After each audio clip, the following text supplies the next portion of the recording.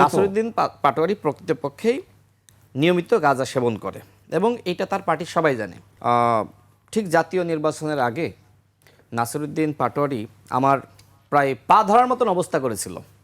সেখানে নাহিদ ইসলাম ছিল। কিন্তু কথাও বলছেন পাটোয়ারির ব্যাপারে, আর শুনি না গাঁজা না খেলে যে সময় মন্ত্রীদেরকে নিয়ে গালিগালাজ করবে সে সময় তো প্রতিবাদ জানাতেই হবে। শুনি একটু। জি, নিয়মিত গাঁজা সেবন না করলে নাসিরউদ্দিন পাটোয়ারি হওয়া যায় না। এখন তিনি জামাতের আইডল হয়েছেন। যে আমরা একটু নাসিরউদ্দিন পাটোয়ারির একটা কথা শুনি। উনি রাশেদ খানকে আবার বিকৃত মাল বলেছেন। জি, তো যে বিষয়টি রাশেদ খান, সে তো হলো একটা পার্টি সেক্রেটারি থেকেই হলো অন্য দলে হলো ইলেকশন করেছে। তো হলো ইলেকশনের আগে হলো বিক্রি হয়ে গিয়েছে। তো বিকৃত মালের আলাপ হলো, আর কি বলবো। জি, আমি এই বিষয়ে উত্তর দিই। জি, শোনেন, ঠিক জাতীয় নির্বাচনের আগে নাসিরউদ্দিন পাটোয়ারি আমার প্রায় পা ধরার মতন অবস্থা করেছিল।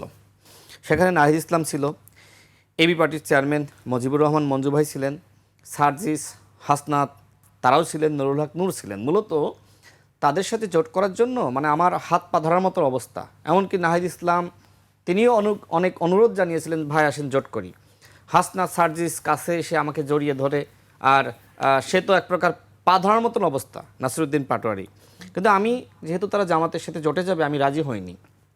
যে মানুষটা তাদের সাথে জোটে যাওয়ার জন্য আমার প্রায় পা পর্যন্ত ধরলো, আর সেই মানুষটা যদি আমাকে বিকৃত মাল বলে, এটা কি গ্রহণযোগ্য?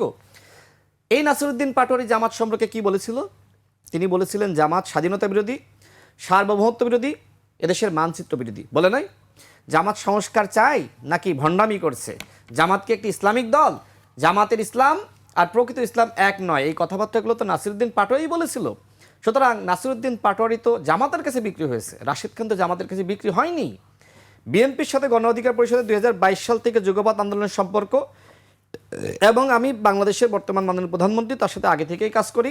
নুরুল হক নূর বিএনপি সরকারের সাথেই আছে, আর আমি বিএনপিতে যোগদান করেছি নুরুল হক নূর সহ হাসান আল মামুন তাদের সাথে আলোচনার সাপেক্ষে।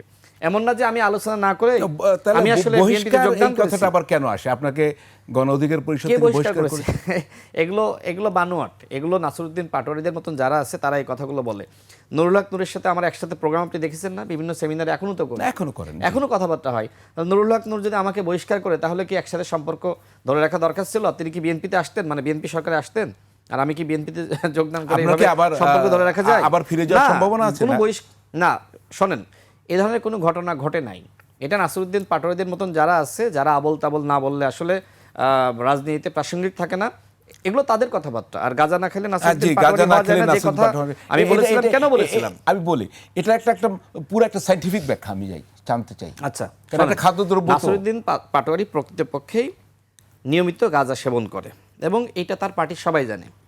নাসিরউদ্দিন পাটোয়ারি থেকে শুরু করে তাদের আরও কিছু লোকজন রয়েছে যারা নিয়মিত এ ধরনের নিকোটিন সেবন করে।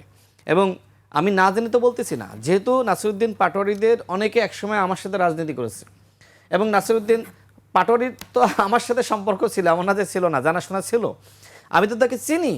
এখন নাসিরউদ্দিন পাটোয়ারি দেখেন, যে সময় বিএনপির সাথে এক ধরনের রাজনৈতিক আলোচনা চলছিল, নির্বাচনী আলোচনা চলছিল, তখন জামাতকে ব্যাশিং করেছে। এখন যেহেতু বিএনপি এনসিপিকে 4টির বেশি আসন দিতে পারে নাই বা সমন্বয় করতে পারেনি, জামাতের সাথে গিয়ে এখন বিএনপিকে বেশিং করছে। এই নাসিরউদ্দিন পাটোয়ারিরা আসলে রাজনীতিতে তাদের কোনো চরিত্র আছে? আমরা তো বিএনপির সাথে সেই আগে থেকেই ছিলাম, এমন না যে নতুন।